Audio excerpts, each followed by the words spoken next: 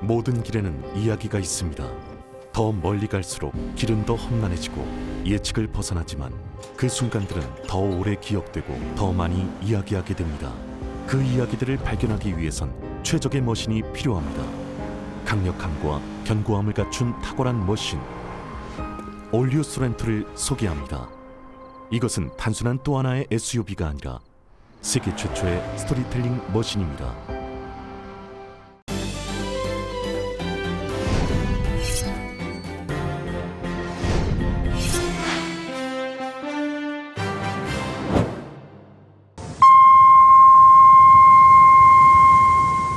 실록의 푸르름 가득 라디오 서울이 함께합니다.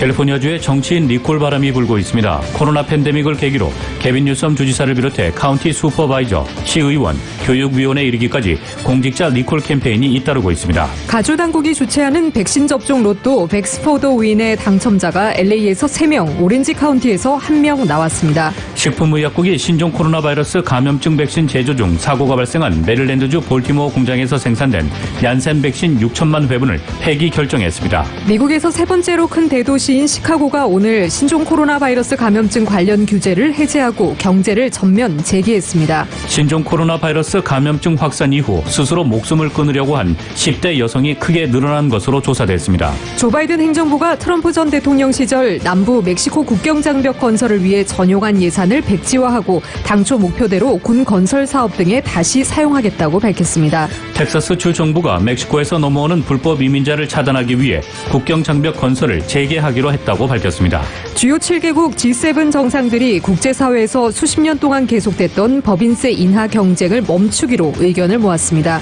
국민의힘 대표 경선에서 이준석 후보가 당선됐습니다. 이에 더불어민주당도 대권 구도에도 적지 않은 파장을 일으킬 것으로 보입니다.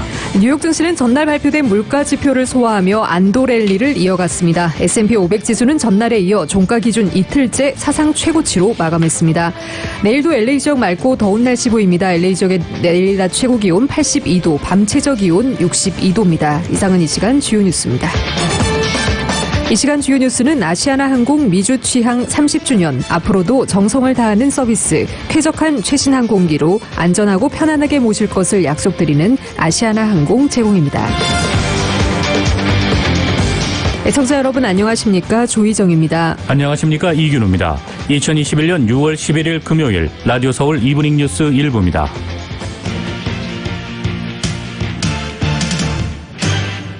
일부 첫 소식 전해드리겠습니다.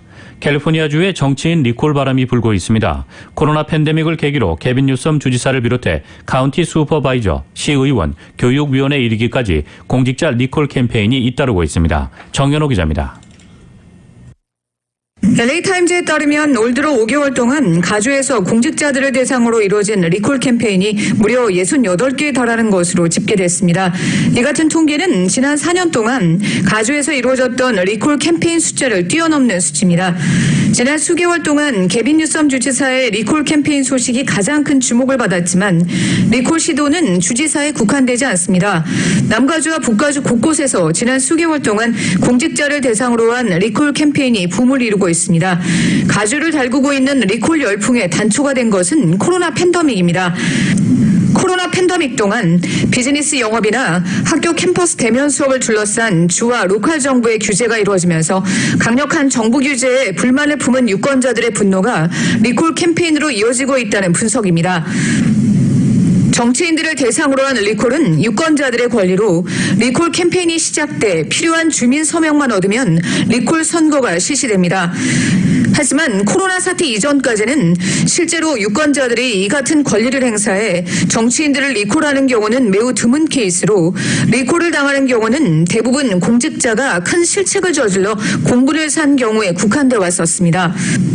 하지만 코로나 팬데믹이 시작된 후 정치인들은 큰 과오가 없어도 리콜의 위기에 처하는 난감한 상황을 맞닥뜨리고 있습니다. LA시 사지구 니디아 라만 시의원이 임기를 시작한 지 6개월도 안 돼 리콜 위기에 빠졌으며 LA 다운타운 남쪽 버논시에서는 시의원 2명이 이달 초 리콜 선거에서 소환됐습니다. 오는 9월에는 버논 시의원 2명이 추가로 리콜 선거를 치르게 됩니다. 소노마 카운티는 오는 9월 카운티 검사장 리콜 선거가 예정돼 있습니다. 샌프란시스코에서는 올 들어서만 5개 리콜 캠페인이 진행 중인데 이 숫자는 지난 15년 동안 이뤄진 리콜 캠페인 숫자와 맞먹는 수치입니다. 여차하면 리콜을 추진하는 유권자 등살에 가주 정치인들이 어느 때보다 어려운 시기를 맞고 있습니다. 라디오 서울뉴스 정현호입니다. 11일 가주 당국이 주최하는 백신 접종 로또 백스포더 윈의 당첨자가 나왔습니다. 개빈 뉴섬 주지사는 오늘 유튜브 라이브를 통해 5만 달러의 현금 프라이즈에 당첨된 15명을 발표했습니다. 이번 행사는 12세 이상 최소 1차 백신 접종을 받은 가주민들이 대상으로 진행되는 백신 로또 행사로 지난주에 이어 두 번째입니다. 오늘 당첨자 15명 중에는 LA 카운티에서 3명, 오렌지 카운티와 샌디에고, 리버사이드 카운티에서 각각 1명이 포함됐습니다. 당첨된 주민 15명에게는 1인당 5만 달러의 당첨금이 주어집니다. 당첨된 주민들에게는 전화나 텍스트, 이메일로 개별 통보됩니다. 경제개방이라는 오는 15일에는 10명의 주민들에게 1인당 150만 달러의 현금 프라이즈를 제공하는 로또 추첨이 기다리고 있습니다. LA 한인타운에 위치한 미션시티 커뮤니티 클리닉이 청소년들 대상 무료 백신 접종을 제공합니다. 비영리 의료기관인 미션시티 커뮤니티 클리닉은 지난 1일부터 질드런 화이자 백신 프로그램 캠페인을 진행하며 12세에서 17세 대상 화이자 백신 접종을 시작했다고 밝혔습니다. 질드런 화이자 백신 프로그램은 여름방학이 시작되는 6월부터 9월까지 4개월 동안 운영되며 예약 없이 워크인으로 바로 접종할 수 있습니다. 마크리 홍보 디렉터는 백신 접종 서비스를 화이자만 접종이 가능한 청소년들로 확대하기 위해 지난 3개월 전부터 화이자 백신 보관 냉장고를 미리 주문해 접종이 가능해졌다며 다음 주부터 LA 통합교육구 등 학교들이 일제히 방학에 돌입해 학생들이 방학 내내 예약 없이 바로 와서 접종할 수 있다고 밝혔습니다. 또 이 클리닉에서는 일반 성인들도 예약 없이 2차 접종을 할 수 있다고 덧붙였습니다. 일반 성인은 클리닉에서 워크인으로 모더나, 화이자, 존슨앤존슨 등 승인받은 모든 백신 접종이 가능합니다. 미션시티 커뮤니티 클리닉은 지난 20여 년 동안 카운티에서 무보험 및 저소득층 등을 대상으로 외과, 내과, 치과, 안과 진료 등의 다양한 의료 서비스를 제공해온 의료 비영리 단체로 현재 25개 클리닉이 운영되고 있습니다. 한인타운 클리닉은 2018년 개원에 무보험 및 저소득층을 대상으로 의료 서비스를 지원하고 있고 지난 3월 중순부터는 커뮤니티에 무료 백신 접종 서비스를 제공하고 있습니다. 미 전역 대학들의 등록생 감소세가 지속되고 있습니다. 교육 관련 조사기관 전국학생 클리어링하우스가 오늘 발표한 2021년 봄학기 전국 대학 등록생 현황 보고서에 따르면 올 봄학기 전국 대학 등록생은 1,690만 명으로 전년 동기 1,750만 명보다 3.5%가 줄었습니다. 2021년 봄학기 등록생은 2020년 봄학기보다 약 60만 명 줄어든 것인데 이는 2020년 봄학기에 전년 대비 줄어든 학생 수 약 8만 4천 명 보다 약 7배 늘어난 수치입니다. 아울러 2021년 봄학기 감소율은 최근 10년 이내 가장 큰 폭입니다.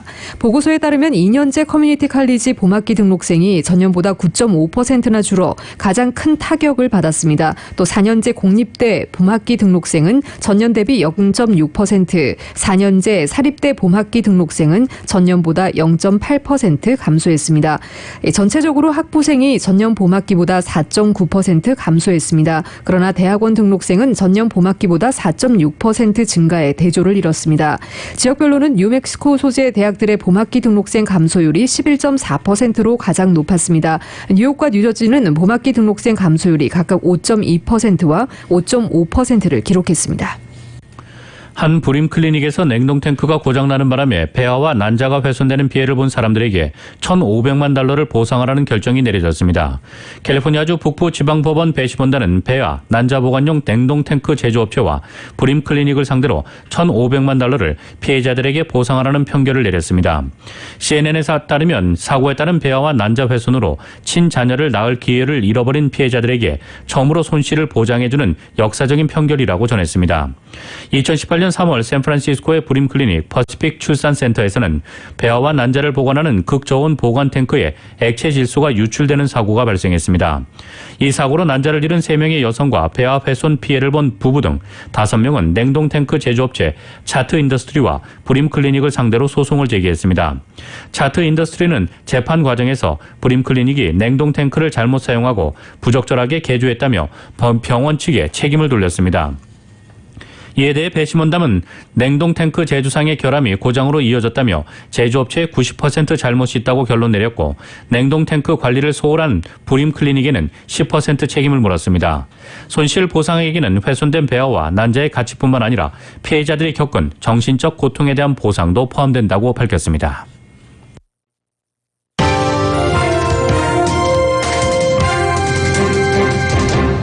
라디오 서울 이브닝 뉴스 일부 함께하고 계십니다. 이 시간은 LA와 가든그로브 두 곳에서 모시는 금강안경 검안과 1250만 불 교통사고 최고 보상 교통사고 전문 천재 변호사 리차드 호프만 빛으로 태어나는 당신은 카오나 미인 100% 근적 개선 마스크는 카오나뿐입니다. 정직한 빛 카오나 LED 마스크 공동 제공입니다.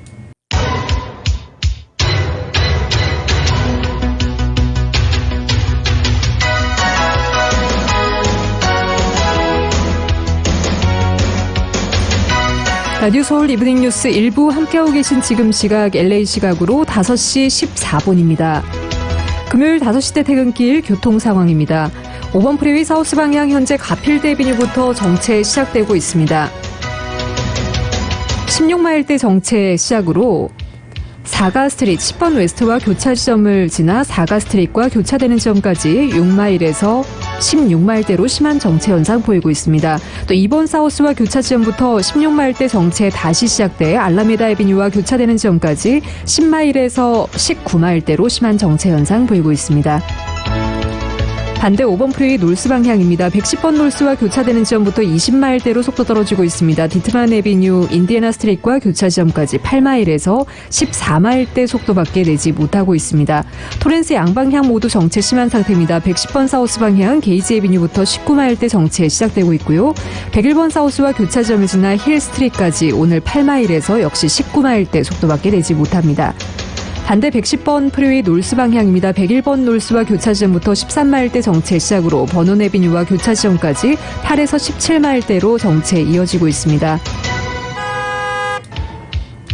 101번 프리웨이 사우스 방향입니다. 로스앤젤레스 스트릿부터 19마일대 정체 시작으로 헐리우드 블루버드와 교차 지점까지 8에서 19마일대로 가다서다를 반복하고 있습니다. 210번 이스트 방향입니다. 134번 웨스트와 교차 지점부터 20마일대 서행 시작되고 있습니다. 긴 구간 가다서다를 반복하고 있는 가운데 카넬리안 스트릿과 교차되는 지점까지 10마일에서 24마일대로 지체와 서행, 정체 반복하고 있습니다. 605번 프리웨이 놀스 방향 사라고사 스트릿부터 20마일대로 서행 시작되고 있습니다. 105번 이스트와 교차 지점까지 9에서 22마일대로 속도 떨어지는 모습 보입니다. 이관 지나시는 분들 참고하시기 바랍니다.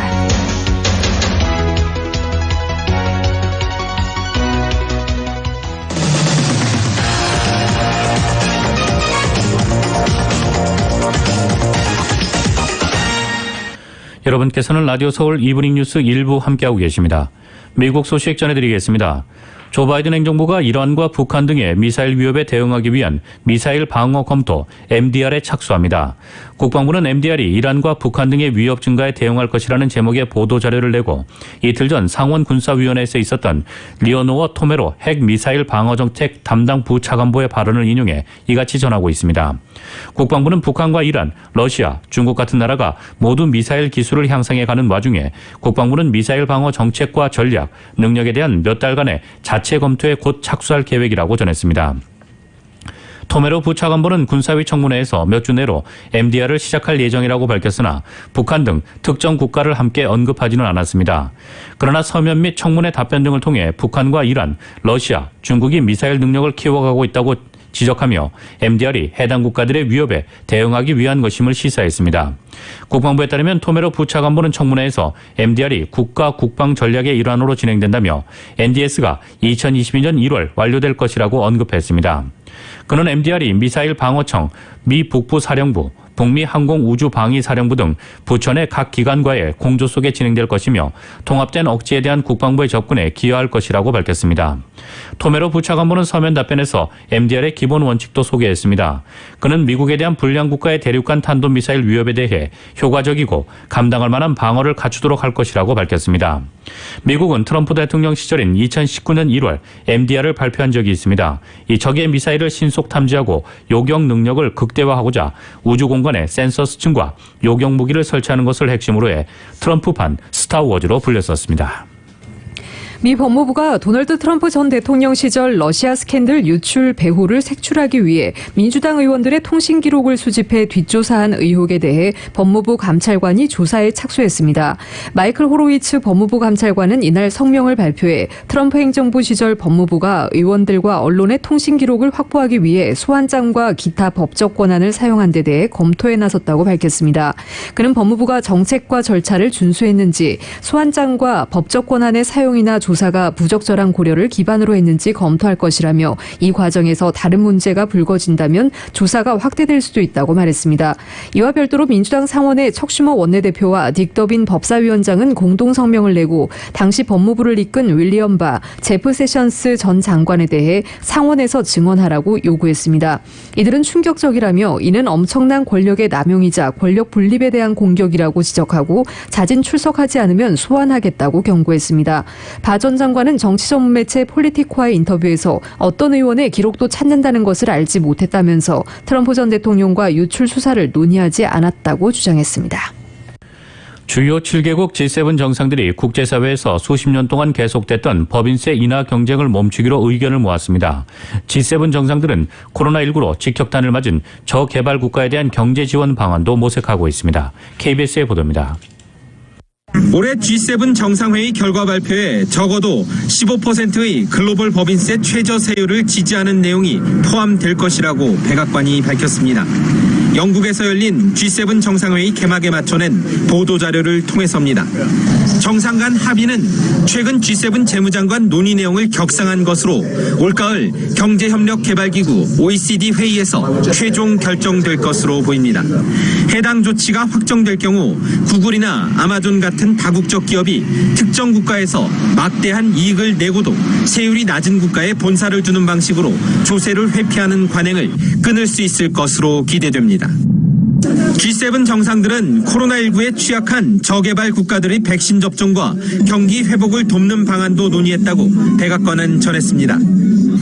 여기에는 10억 회분 이상의 백신을 확보해 올 여름부터 제공하고 국제통화기금의 특별 인출권도 1,000억 달러가량 확대해 지원하는 방안 등이 포함됐습니다. Inequalities may be entrenched, and we need to make sure that as we recover, we level up across our societies and we build back better. 첫날 회의에서 주요 7개국 정상들은 미래 재정 건전성을 확보하기 위한 장기 정책이 필요하지만 각국의 경기 부양책은 당분간 지속돼야 한다는데 의견을 모은 것으로 알려졌습니다. 이와 함께 코로나19 이후 여러 나라에서 나타나는 물가 상승은 일시적인 현상이라는 평가에도 대체적으로 동의했다고 외신들은 전했습니다. 워싱턴에서 KBS 뉴스 김기현입니다. 미국의 토니 블링컨 국무장관이 중국 양제츠 외교 담당 정치국원과 전화회담을 갖고 미국의 대북 정책 검토 결과를 논의했다고 밝혔습니다. 이번 통화는 세계 주요 7개국 G7 정상회의에서 바이든 대통령이 동맹 외교에 나서 중국을 견제하는 가운데 이루어졌습니다. KBS의 보도입니다. 토니 블링컨 미 국무장관과 양제츠 중국 외교 담당 정치국원이 전화통화에서 바이든 정부의 포괄적 대북 정책 검토 결과에 대해 논의했다고 미 국무부가 밝혔습니다. 블링컨 장관은 한반도 비핵화를 위해 미중 양국의 협력 필요성에 초점을 맞췄다고 밝혔습니다. 바이든 정부가 최근 완료한 대북 정책을 중국과 논의했다고 밝힌 것은 눈에 띄는 대목입니다. 미 국무부는 그러나 그에 대한 중국 측 입장을 묻는 KBS의 질문에는 원론적 답변만 되풀이했습니다. Obviously, what they discussed was our comprehensive DPRK policy review, which focused on the need for the United States as well as the PRC to work together for denuclearization of the Korean Peninsula. 미중 외교수장은 통화에서 코로나19 대응과 홍콩, 신장, 타이완 등 영내 문제에 대해선 첨예한 입장차를 드러냈습니다. 블링컨 장관은 먼저 세계보건기구의 2단계 전문가 연구 필요성을 포함해 바이러스의 기원 조사를 둘러싸고 투명한 협력이 필요하다고 강조했습니다. 양 정치국원은 이에 대해 코로나19 기원 문제를 정치화 말고 국제 방역 협력에 집중할 것을 촉구한다고 말했다고 중국 관영 CCTV가 보도했습니다. 이어 블링컨 장관이 타이완에 가하는 압박 정책을 중단하고 양안 문제를 평화적으로 해결할 것을 촉구하자 양제츠 정치국원은 미국이 타이완 문제를 신중하고 적절하게 처리해야 한다고 말했다고 중국 관영 CCTV가 보도했습니다. 미중 외교수장은 지난 3월 미국 알래스카 담판에서 첨예한 입장차를 보인 이후 다시금 충돌한 모습입니다. 이번 통화는 세계 주요 7개국 G7 정상회의에서 미국이 중국을 견제하며 동맹과의 외교를 복원하는 가운데 이루어졌습니다. 워싱턴에서 KBS 뉴스 김영순입니다. 조 바이든 행정부는 오늘 트럼프 전 대통령 시절 남부 멕시코 국경장벽 건설을 위해 전용한 예산을 백지화하고 당초 목표대로 군 건설 사업 등에 다시 사용키로 했습니다. 여기에는 주한미군에 배정된 2건의 한국 내 프로젝트도 포함됐습니다. 과거 전용 대상 예산에 포함된 군용 벙커 탱크 지휘소와 무인기 경납고 사업이 되살아난 것이라는 관측을 낳고 있습니다. 국방부는 이날 트럼프 행정부 때 국경장벽 건설용으로 전용된 국방부 예산 22억 달러를 군사 건설 예산으로 되돌린다고 밝혔습니다. 이는 조 바이든 대통령이 취임일인 지난 1월 20일 남북 국경지대 비상사태를 종료하고 국경장벽 건설에 전용된 예산을 다시 배분하라는 포고문을 따른 것으로 밝혀지고 있습니다. 트럼프 전 대통령은 2019년 민주당의 반대에 부딪혀 장벽 건설 예산 확보가 막히자 국경지대 비상사태를 선포한 뒤 군사 건설 예산 등을 전용하는 우회로를 택했습니다. 이에 따라 미국 안팎의 군사시설 건설에 사용키로 했던 예산 36억 달러 등을 국경장벽 예산에 전용키로 결정했습니다. 존 커비 국방부 대변인은 이날 전용 대상에 오른 123개 사업 중 50개 이상이 이미 장벽 건설에 사용됐다면서 아직 사용되지 않은 예산이 군 건설 사업에 투입될 것이라고 설명했습니다. 국방부가 이날 되살린 예산은 미국 내 11개 주와 해외 16개국 등의 66개 사업에 다시 투입됩니다. 이 국방부는 투입 대상 사업 선정을 위해 작전사령부와도 협의를 거친 것으로 알려졌습니다. 국방부 자료를 보면 예산 투입 대상에는 주한미군이 주둔한 한국에 책정된 2개의 사업 예산 7천만 달러가량이 포함됐습니다. 구체적으로 지휘통제시설 2,100만 달러, 무인기 경납고 4,869만 달러입니다. 국방부는 세부적인 사업명까지 기재하진 않았지만 경기 성남의 군용 벙커인 탱크 지휘소와 전북 군산 공군기지의 무인기 경납고 사업이 대상일 가능성이 커 보이고 있습니다. 이 두 곳은 트럼프 행정부의 국경 장벽 건설을 위해 2019년 각각 1,750만 달러, 5,300만 달러의 자금이 전용 대상에 포함됐었습니다. 미국 텍사스 주정부가 멕시코에서 넘어오는 불법 이민자를 차단하기 위해 국경장벽 건설을 재개하기로 했습니다. 공화당 소속 그레그 에벗 주지사는 텍사스주의 국경도시 델리오에서 개최한 국경안보회의에서 이같이 밝혔습니다. 조 바이든 대통령은 지난 1월 취임 직후 행정명령을 통해 도널드 트럼프 전 대통령 시절 추진했던 국경장벽 건설을 중단시켰지만 텍사스주는 자체 예산을 투입해 장벽을 다시 세우겠다고 선언했습니다.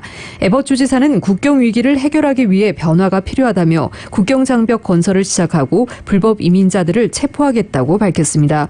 텍사스주는 장벽 건설 등 국경 안보 정책을 추진하기 위해 10억 달러 예산을 배정하고 별도의 태스크포스를 구성하기로 했습니다.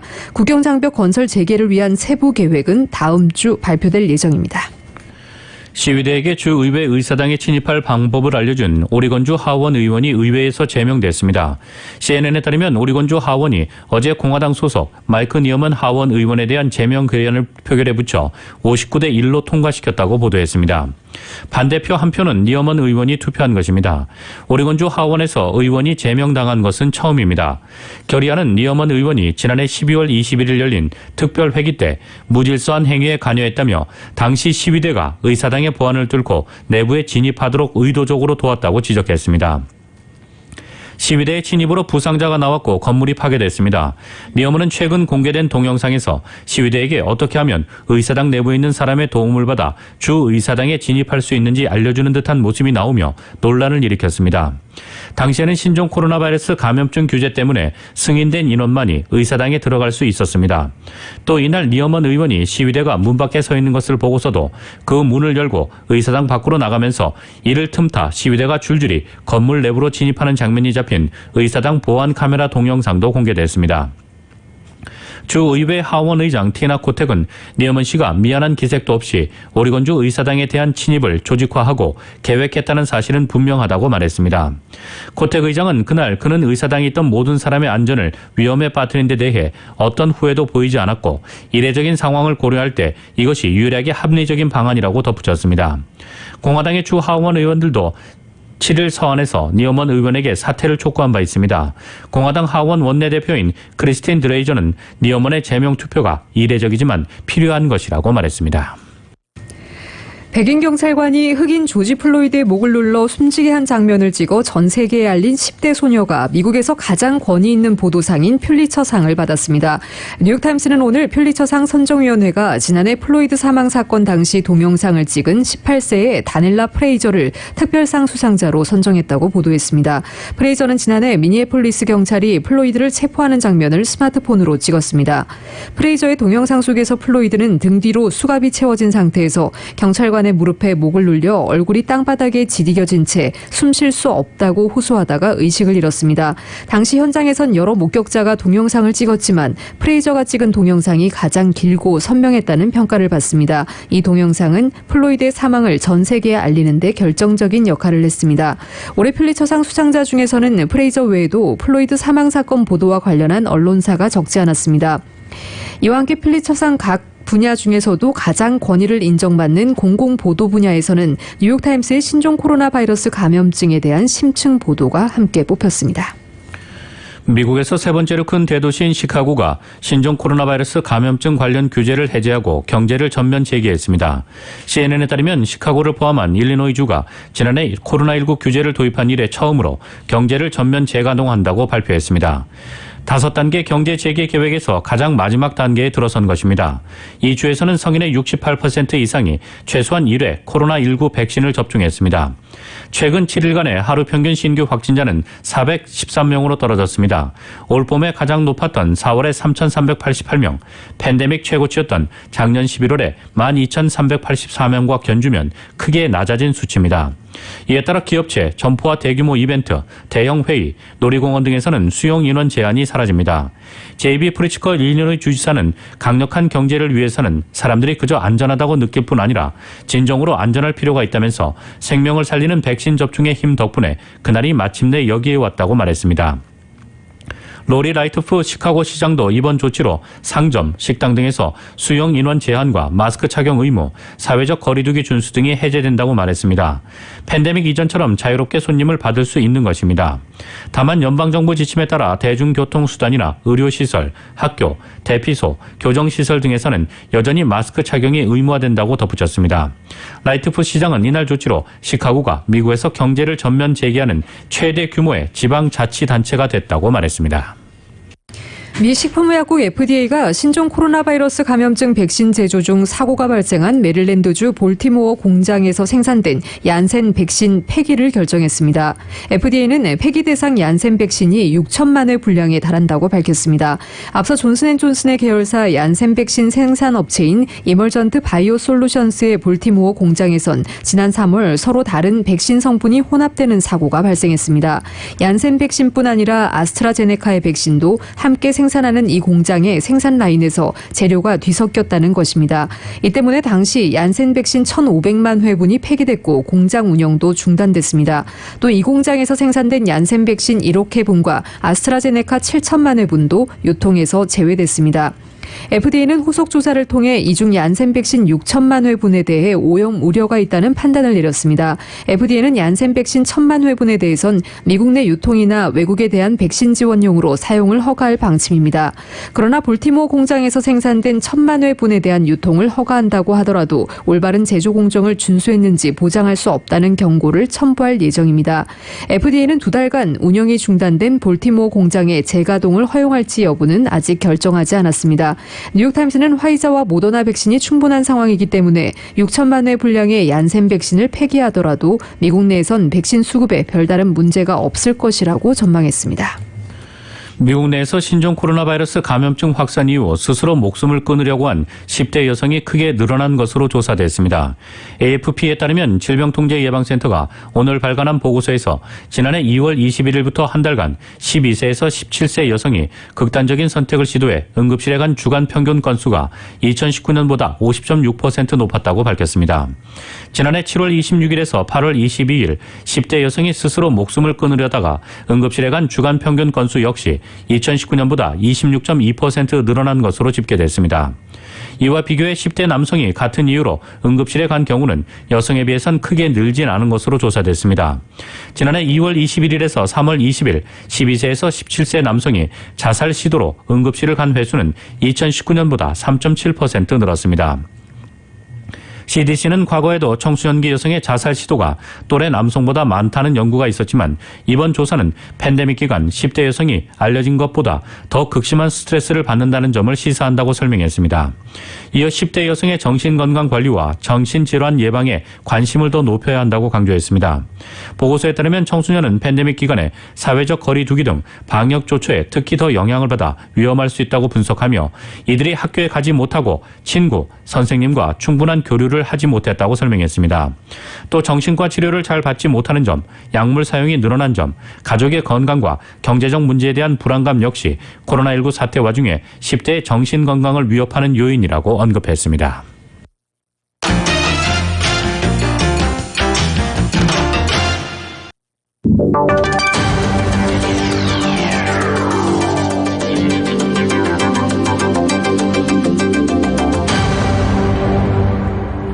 여러분께서는 라디오 서울 이브닝 뉴스 1부 함께하고 계십니다. 한국 소식 전해드리겠습니다. 문재인 대통령이 G7 정상회의가 열리는 영국 코넬에 도착했습니다. 2박 3일 동안 영국에 머물며 G7 정상회의 3개 세션에 참석하고 영국, 호주, 유럽연합 정상들과는 양자회담도 한다고 밝혔습니다. YTN의 보도입니다. 문재인 대통령 부부가 G7 정상회의가 열리는 영국 코넬에 도착했습니다. 코로나19 발생 이후 문 대통령의 두 번째 대면 외교로 지난 한미 정상회담 때와 달리 이번에는 부인 김정숙 여사도 동행했습니다.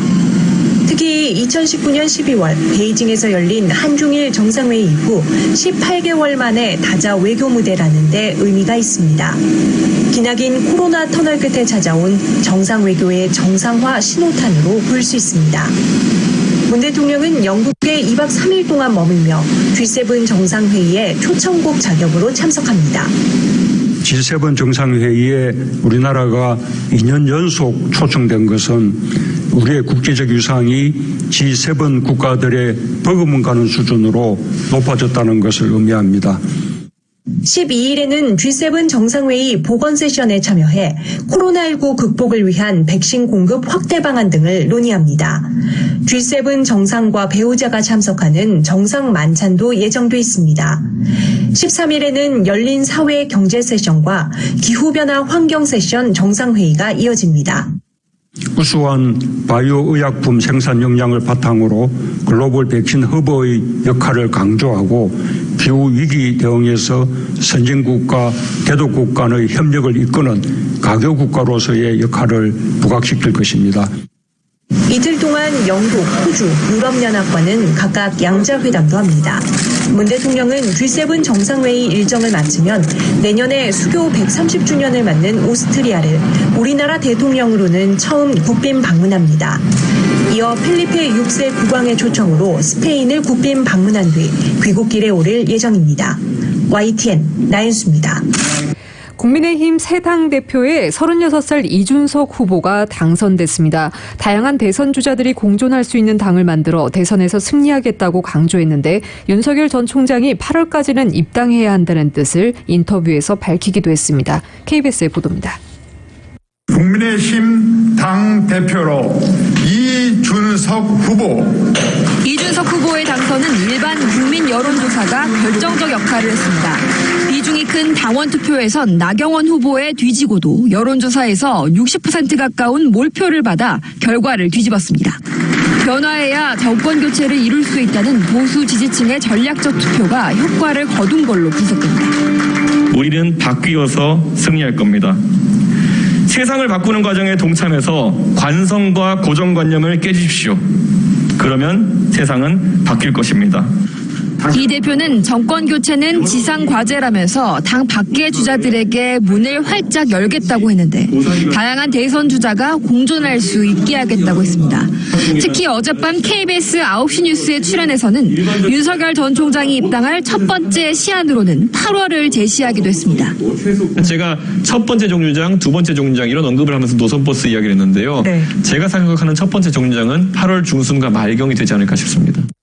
최고위원은 조수진, 배현진, 김재원, 정미경 후보가 당선됐습니다. 여성 배려 차원이던 여성 할당제가 불필요한 결과였습니다. 청년 최고위원은 90년생 김용태 후보가 뽑혔습니다. 당 지도부 평균 나이는 47살, 황교안 체제 때보다 10살이 젊어졌습니다. 헌정사에서 원내 교섭단체를 이룬 정당의 대표로 30대가 된 것은 이번이 처음입니다. KBS 뉴스 강푸른입니다. 국민의힘 이준석 돌풍에 더불어민주당도 긴장감에 휩싸였습니다. 정치권에 불고 있는 쇄신과 세대교체 바람이 경선을 앞둔 민주당 대권 구도에도 적지 않은 파장을 일으킬 것으로 보이고 있습니다. YTN의 보도입니다. 30대 젊은 야당 대표의 선출에 집권 여당 민주당은 깜짝 놀라는 분위기입니다. 58살인 민주당 송영길 대표와 36살 이준석 대표의 나이 차이는 22살. 자칫 민주당이 낡은 정당으로도 비출 수 있는 상황에서 송영길 대표는 이준석 대표에게 양당 정기회동을 선제적으로 제안하며 새로운 협치를 열어가자고 강조했습니다. 정치가 새롭게 변화하는 계기가 되기를 기대합니다. 또한 국민의힘이 탄핵의 강을 넘고 합리적인 보수로 발전하는 전환점이 되기를 기대합니다. 겉으로는 환영하고 축하하는 모습이지만 정치권 세대 교체 바람을 정면으로 마주한 민주당도 변화가 불가피해졌다는 분석이 많습니다. 당장 경선을 앞둔 대권 후보들은 셈법이 복잡해졌습니다. 이재명 지사와 이낙연 전 대표, 정세균 전 총리 등 주요 대권주자 3위는 환영의 메시지를 내면서도 민주당의 변화와 쇄신에 초점을 맞췄습니다. 기분 좋은 긴장감으로 위협과 동시에 발전할 수 있는 큰 기회다. 더 뜨거운 혁신의 경쟁을 벌이자. 정략적이고 낡은 진영 논리의 관성을 깨자는 반응이 나왔습니다. 한 여론조사에서 깜짝 3위를 기록했던 박용진 의원은 이 대표의 당선을 축하한다면서 민주당은 세대교체를 넘어 시대교체까지 만들어야 한다고 내심 지지를 호소했습니다. 이준석의 현상이나 박용진 지지율의 상승이나 다 국민들이 정치 좀 다르게 해보라고 하는 강력한 요구가 반영된 거라고 생각하거든요. 이제 민주당의 시간이라고 생각해요. 86그룹의 대표 대권주자인 이광재 의원도 앞서 이준석 대표가 자신을 평가했던 글을 SNS에 공유하고 청년들과의 소통 행보를 이어가며 젊고 역동적인 이미지를 부각하는 모습입니다. 다만 아직 검증되지 않은 이준석 대표의 당내 장악력이 민주당에게는 호재로 작용할 수 있다는 분석도 나옵니다. 여의도에 불어온 세대교체 바람이 민주당에게 위기가 될지 기회가 될지 주목됩니다. YTN 차정은입니다. 부동산 폭등으로 악화된 민심에 여당뿐 아니라 야당들도 국민권익위의 조사를 받게 됐습니다. 개인정보 제공 등 협조 형식으로 진행되는 권익위 조사에는 한계도 분명한 만큼 더불어민주당의 사례처럼 어떤 결과가 나오더라도 논란은 뒤따를 것으로 보입니다. YTN의 보도입니다. 수사권이 없어 조사의 한계를 알고 있는 권익위는 12명의 투기 혐의자에 대해 실명 공개는 하지 않았습니다. 하지만 더불어민주당은 악화된 부동산 민심에 밀려 명단을 공개하며 출당 권고 결정을 내렸고 해당 의원들은 강하게 반발했습니다. 시청의 안내를 받았기 때문에 이것을 법 위반이라고 판단한 결과는 받아들이기 어렵습니다. 반발이 이어지자 송영길 대표는 권익위 조사가 부실했다는 점을 인정하면서 또 다른 논란을 불렀습니다. 국민권익위의 부실한 조사에 온 것에 어쩔 수 없이 스스로 밝히고 돌아오라 보내는 정치적으로 막다른 길에 몰린 의원들은 송 대표를 따라 조사의 공정성과 신뢰성에 의문을 제기하고 법적 책임까지 묻겠다고 나섰습니다. 국민권익위원회가 오히려 죄 없는 사람을 억울하게 만드는 그 행위를 했으니까 그거 취소해서 해주라. 만약 그렇지 않으면은 그 부분에 대해서는 저로서는 법적 조치를 취할 수밖에 없다. 의혹만으로 이름이 공개돼 명예훼손이라는 취지지만 이미 권익위 조사에 동의했던 만큼 책임을 다투기는 어려워 보입니다. 동의에 따라서 요청에 따라서 국민권익위원회가 조사한 결과 그 내용을 익명으로 발표했다고 하면은 그것은 이른바 업무로 인한 정당 행위로서 형사적인 책임 운운하는 것은 사실상 성립되기 어려운 점이 아닌가 생각합니다. 권익위는 민주당 조사 때와 마찬가지로 모든 야당에 대해 경중에 관계없이 법령 위반을 엄격히 살핀다고 밝혔습니다. 의원들에게 똑같이 금융거래정보 내역서와 소명서 등을 제출받고 현장 조사도 병행할 계획입니다. 이에 따라 어떤 형태로든 부동산 거래가 있는 경우 앞으로의 조사에서 최대한 해명에 나서야 해 의원들의 소갈이는 계속될 것으로 보입니다. YTN 이재현입니다.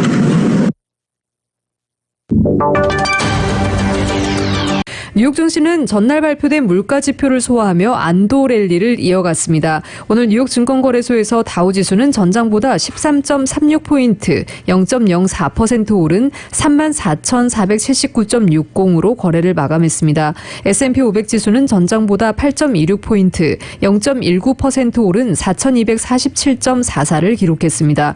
기술주 중심의 나스닥 지수는 전장보다 49.09포인트, 0.35% 상승한 14,069.42로 장을 마쳤습니다. S&P 500지수는 전날에 이어 종가 기준 이틀째 사상 최고치로 마감했습니다. 이번 주 S&P 500지수는 0.4%가량 올라 3주 연속 오름세를 이어갔고 다우지수는 0.8%가량 하락했습니다. 나스닥 지수는 1.8%가량 올라 4주 연속 상승했습니다. 전날 발표된 5월 소비자 물가지수가 시장 예상치를 웃돌았지만 어느 정도 높은 물가 상승세가 예상된 데다 이런 추세는 일시적일 것이라는 전망이 강화됐습니다. 업종별로는 금융주와 기술주, 임의소비재 관련주가 올랐고 헬스, 부동산, 에너지 관련주는 하락했습니다. 뉴욕 유가는 국제에너지기구의 원유 수요 전망 보고서 등의 영향으로 상승했습니다. 뉴욕 상업거래소에서 7월물 서부 텍사스산 원유 가격은 전장보다 62센트 오른 배럴당 70.91달러에 마감했습니다. 서부 텍사스산 원유 가격은 전날 70달러를 회복한 이후 오름폭을 확대했습니다. 이번 주에만 유가는 1.9%가량 상승했습니다. 원유 시장 참가자들은 이날 IEA의 6월 보고서를 주목했습니다. IEA는 보고서에서 전 세계 원유 수요가 2022년 말에 팬데믹 이전 수준으로 돌아갈 것으로 내다봤습니다. 올해 원유 수요는 하루 540만 배럴가량 증가하고 내년에 하루 310만 배럴 추가로 늘어나 2022년 말에 하루 1억 60만 배럴에 도달할 것으로 예상했습니다. 지난해에는 하루 원유 수요가 860만 배럴 감소했습니다. 리스타드 에너지의 루이스 딕슨 원유 시장 담당 애널리스트는 마켓워치에 시장은 IEA의 보고서에서 드러난 뚜렷한 강세 신호를 무시할 수가 없는 상황이라고 말했습니다. 그는 IEA가 내년 원유 수요 회복에 부응해 석유 수출국 기구와 동맹국들의 추가 원유 생산을 요구하고 있다는 점에 주목했습니다. 딕슨은 지난해 이후 오펙 플러스 산유국들의 보수적인 공급 기조가 유가를 떠받쳐왔으며 이로 인해 지금 가격이 이같이 올랐다고 설명했습니다. 그는 올해 하반기에 오펙 플러스가 산유량을 늘릴 여지가 있으나 산유량을 늘리지 않는다면 유가가 더욱 오를 것으로 예상하고 있습니다. IEA는 보고서에서 올해와 내년 수요 회복에 대해서도 낙관하면서도 회복은 지역이나 섹터, 상품별로 고르지 못할 것이라고 경고했습니다. IEA는 선진국에서는 팬데믹의 종류가 가시화되고 있지만 비경제협력개발기구는 느린 백신 보급으로 인해 회복이 위험에 빠질 수 있다고 말했습니다. 50만 불 교통사고 최고보상, 교통사고 전문 천재 변호사 리차드 호프만, 빛으로 태어나는 당신은 카우나 미인, 100% 근적외선 마스크는 카우나뿐입니다. 정직한 빛 카우나 LED 마스크 공동 제공이었습니다. LA 시각으로 5시 55분입니다. LA 지역의 현재 기온 77도, 습도 32% 나타내고 있습니다. 잠시 후 6시 라디오 서울 이브닝 뉴스 2부가 방송됩니다.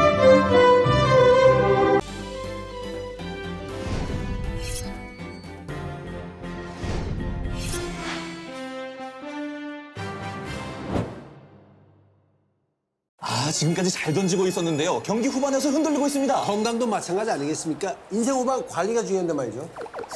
지금 불펜에는 누가 나와 있을까요? SMG가 있어요. S? 서울 메디칼 그룹이요. 네. 서울 메디칼 그룹 말씀드리는 순간 불펜에서 나오는 SMG. 네, SMG가 인생 후반을 건강하게 지켜줄 겁니다. 네. 5스타로 인정받은 의료 서비스. 인생 후반의 확실한 구원이네요. 서울 메디칼 그룹이죠. 서울 메디칼 그룹.